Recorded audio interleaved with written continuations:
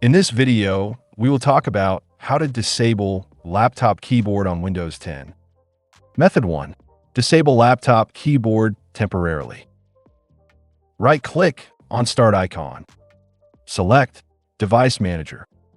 Expand Keyboards. Right-click on Standard PS2 keyboard. Select Uninstall Device and click on Uninstall. Then click on No. Windows may automatically reinstall the driver after restart. Method 2.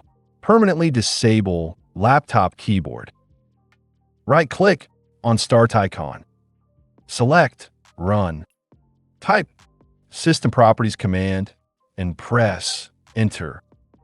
Click on Hardware tab, then Device Installation Settings. Here, select No, then click on Save Changes. Right-click on Start icon. Select Device Manager. Expand Keyboards. Right-click on Standard PS2 keyboard. Select Uninstall Device and uninstall it.